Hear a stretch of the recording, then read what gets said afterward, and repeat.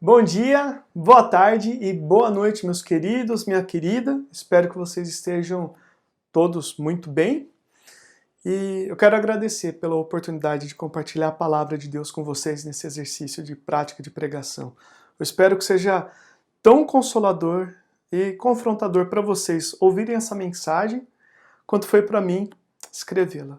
Quero convidar vocês, então, a iniciar esse exercício curvando a cabeça de vocês aí nas suas casas e orando comigo, tá bom? Pai amado, eu quero te clamar em nome de Jesus que o Senhor esteja conduzindo esse momento, que seja rico para mim e para aqueles que estão me assistindo também. Que a tua palavra nos molde segundo a sua imagem e semelhança, em nome de Jesus. Amém.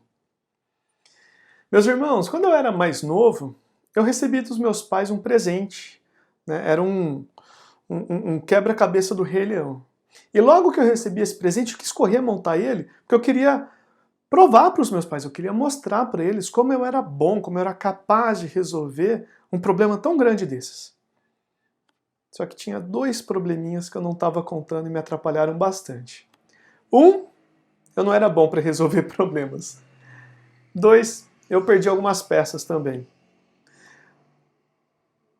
O que deveria ter sido o meu troféu perante os meus pais, na verdade, me trouxe muita vergonha.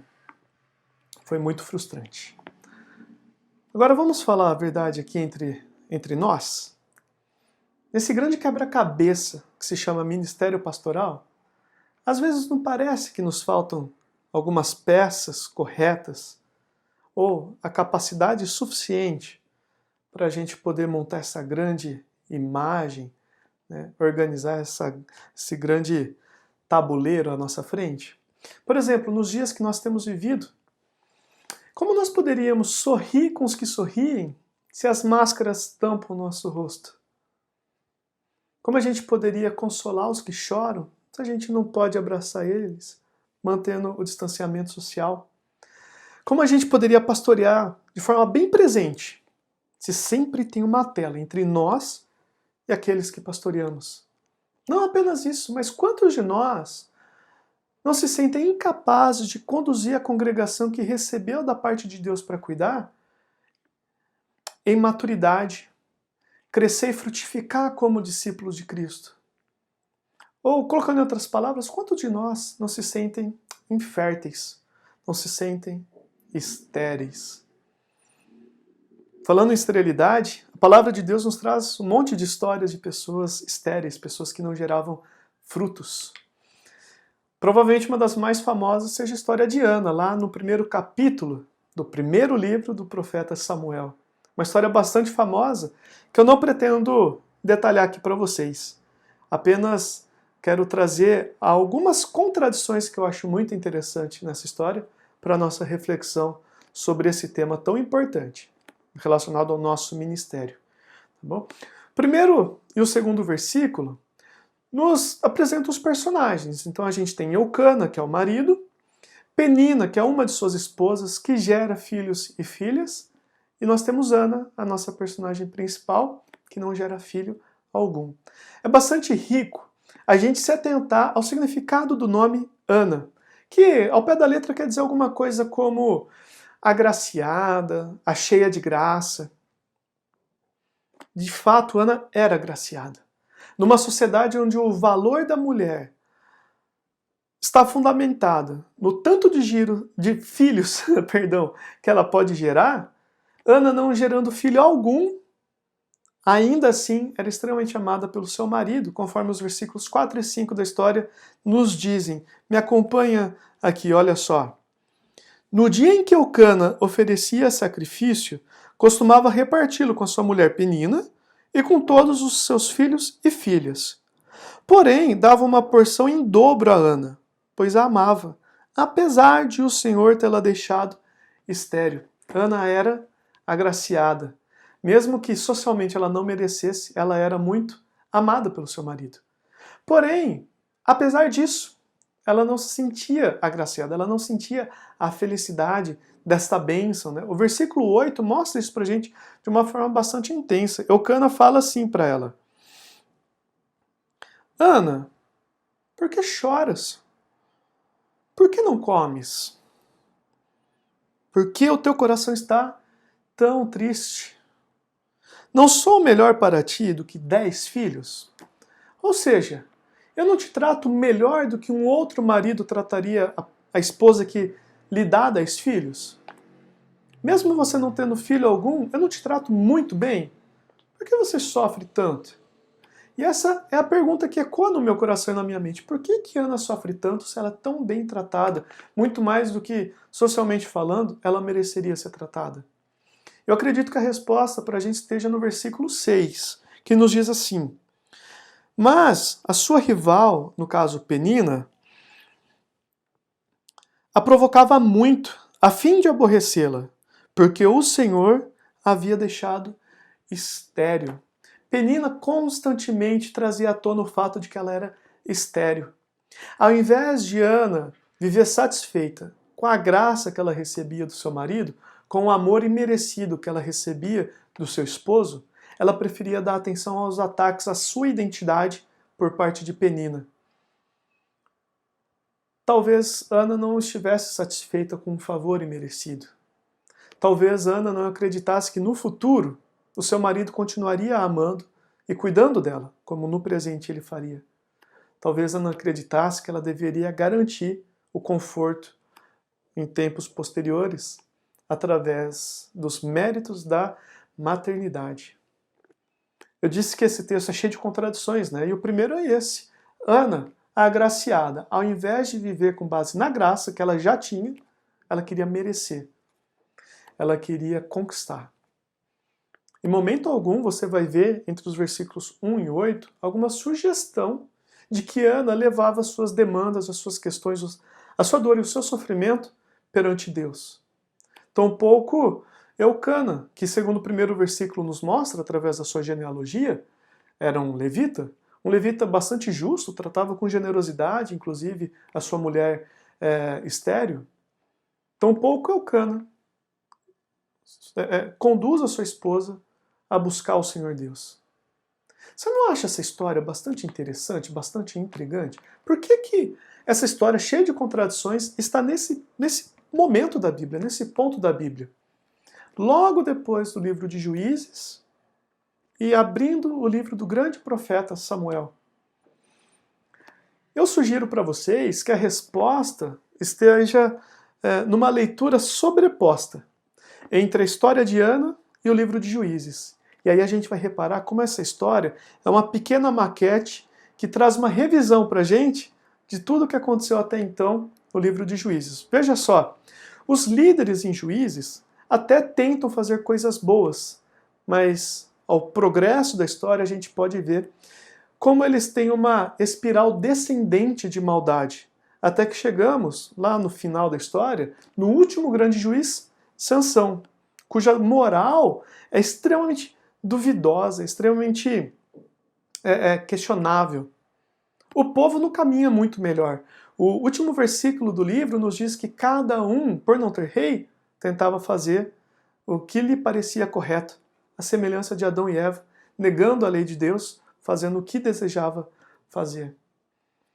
Deus tinha separado esse povo que, segundo Deuteronômio 7:7, era pequeno, fraco, sem muitos méritos por si próprio, tinha libertado esse povo da escravidão no Egito e dado a missão para eles de se estabelecer na terra, experimentando a shalom de Deus, aquela paz que promove bem-estar, e a partir dessa paz, refletir a glória do reino de Deus para os demais povos da vizinhança que viviam nas trevas da sua idolatria. E de fato, o povo de Israel, a nação descendente de Abraão, pela qual Deus iria abençoar as demais famílias da terra, tenta se estabelecer na terra. Eles tentam frutificar ali, eles tentam se estabelecer naquele lugar. Mas a partir das posturas e dos hábitos, dos comportamentos dos seus vizinhos idólatras. Ao invés de confiar naquele Deus que vinha tratando eles com graça e misericórdia, eles tentam se bastar a partir da própria força. Como Ana, eles se tornam estéreis. Eles não apenas não frutificam, mas experimentam a zombaria e a opressão dos povos vizinhos através de saques, através de guerras, através de servidão. como Ana sofre na mão de Penina, Israel sofre na mão dos seus vizinhos. Ana representa Israel para a gente aqui e agora. Mas, gente, é muito rico e é muito interessante a gente se atentar à continuação dessa história. A partir do versículo 9 existe uma mudança de postura de Ana.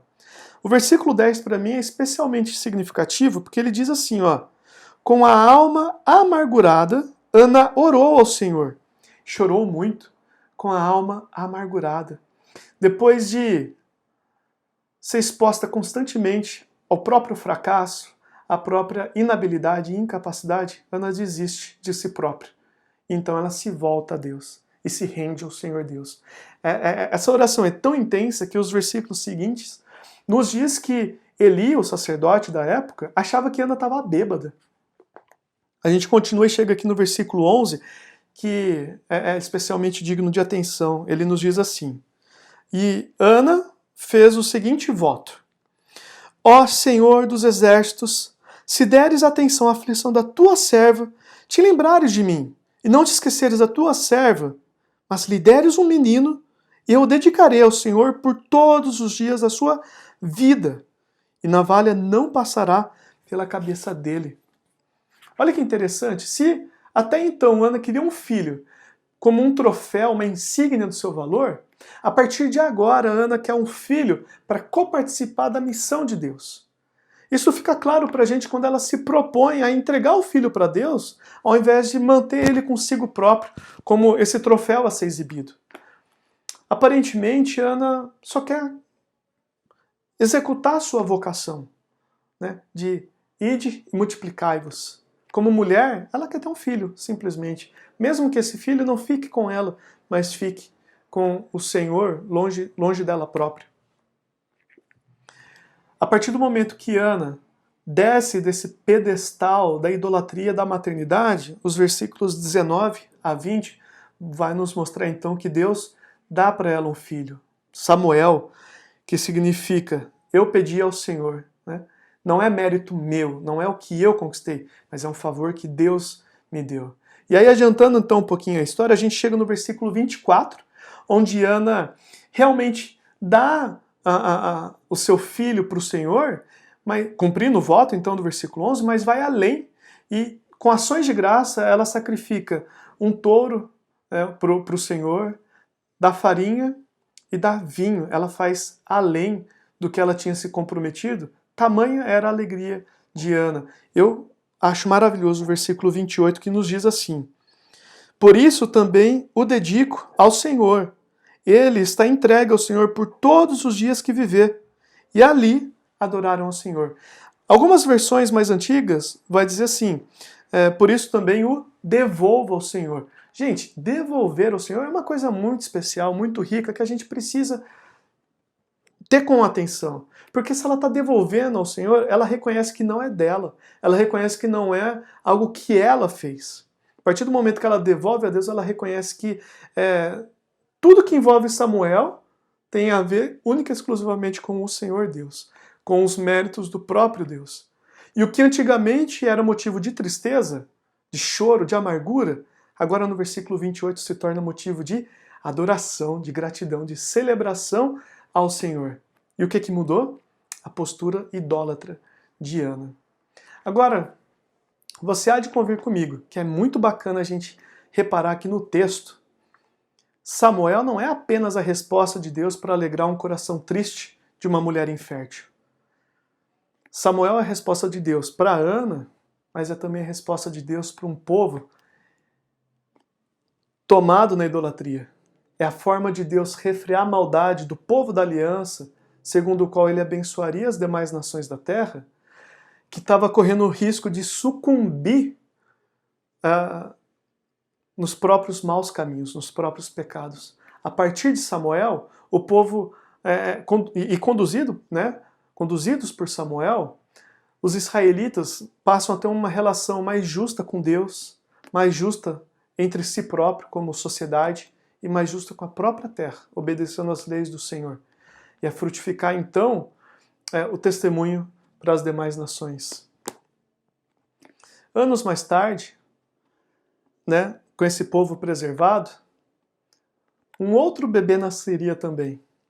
Assim como Ana teve uma gravidez miraculosa, Maria também teve uma gravidez mergulhada em milagres. E o bebê que nasce de Maria traz a verdadeira paz para o seu povo.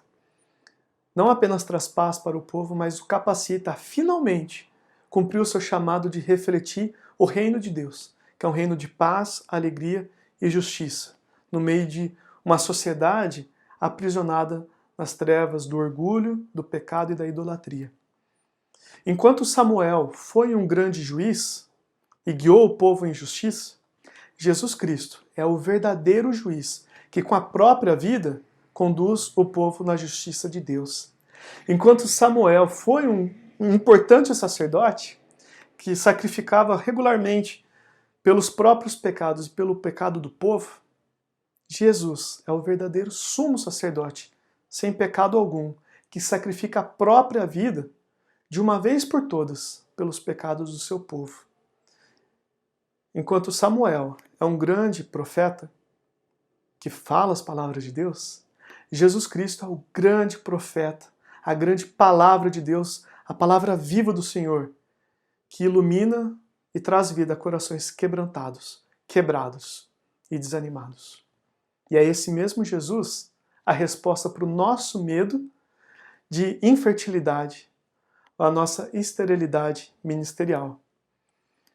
Assim como Ana, às vezes a gente deseja coisas boas das formas erradas. Como vocacionados, é muito bom nós desejarmos frutificar.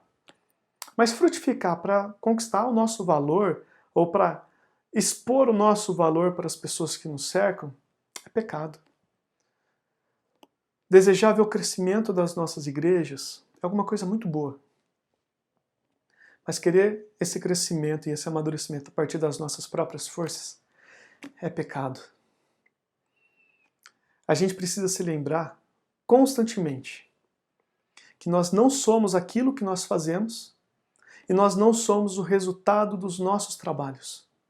Nós somos, graciosamente, aquilo que Cristo fez, aquilo que Cristo conquistou. De forma que nós estamos livres para sermos os melhores pastores que nós conseguimos ser. Mesmo que humanamente falando, isso seja muito pouco. Não apenas isso, mas nós precisamos lembrar que a igreja pertence ao Senhor Jesus Cristo, não a mim e não a você. Segundo Efésios 5, 25 a 27, o noivo, que é Jesus Cristo, vai conduzir a noiva, que é a igreja, para si próprio, sem mancha, sem mácula, sem ruga, em perfeição. Não você, não eu. Jesus Cristo vai conduzir a igreja. Eu falei há pouco, no começo da minha pregação, que eu não consegui montar o meu quebra-cabeça porque eu não conseguia juntar as peças e algumas outras peças estavam faltando. Mas o meu pai veio e me ajudou. Ele achou as peças que me faltavam e ele encaixou elas e me ajudou a encaixá-las, na verdade, da forma correta, e a gente montou um grande quadro bonito do Rei Leão.